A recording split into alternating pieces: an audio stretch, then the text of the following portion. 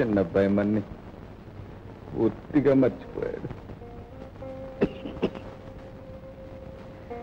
ఇంతకాలమైనా ఒక్క జాబర్న రాయలేదు చూసేవా?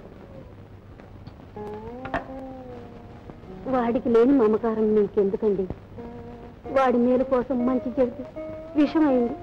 ఆ మాట అనకు, వాడి తప్పేమీ లేదు. చేతులారని నేను వాడికి మనకు ఈ బాధలు తెచ్చిపెట్టాను. నేనొకటి తలస్తే దైవం మరొకటి తలపారు.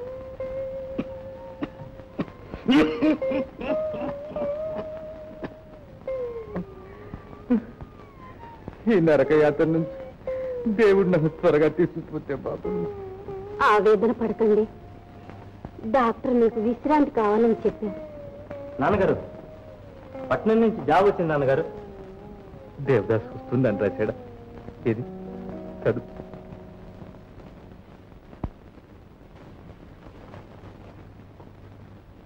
ప్రభుల వారి దివ్య సన్నిధికి ధర్మన్న దండాలు సమర్పించి రాసుకున్న మనవి.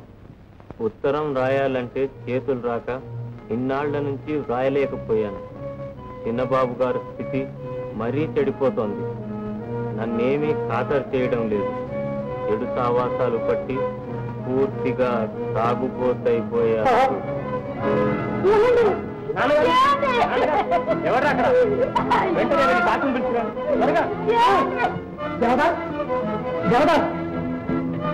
భాయ్ భాయ్ లే భాయ్, నీ ఊరికి టెలిగ్రామ్ వచ్చింది.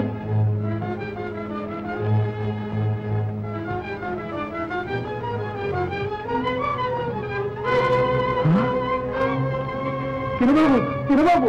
ఏమిటి భగవాన్? పాపం దేవదాస్ నాన్నగారు పోయాడు. వస్తాను చంద్ర.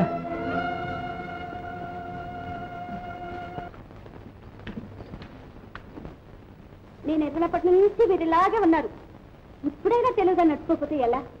లెక్కటొక్క తెలుసుకుని మన వంతు మనం తీసుకోవడం మంచిది కాదు.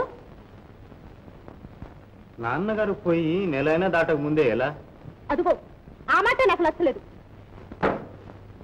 ఇప్పటికే మీ తమ్మాయిగా తాగుడు కింద ఖజానా సగం ఖాళీ అయింది. ఇలా చూస్తూ ఊరుకుంటే కొన్నాళ్ళకి ఏమీ లేకుండా తాగేస్తారు.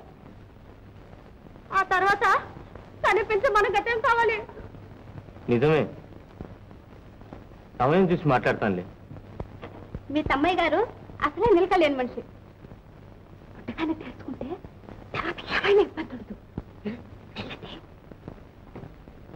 వద్దన్నయ్య, నేను ఏ బాధ్యతలు లేని బ్రహ్మచారిని. నాకెందుకు ఇవన్నీ? అంతా మీదిగానే భావించి మీరే నిర్వహించండి. అవసరమైన సొమ్ము మిమ్మల్ని అడిగిపుచ్చుకుంటాను. నేను ఇస్తాను, కానీ లోకం ఏమవుతుందో ఆలోచించు తమ్ముడు. మన మనస్సులు నిర్మలంగా ఉన్నప్పుడు లోకం ఏమనుకుంటే మనకే.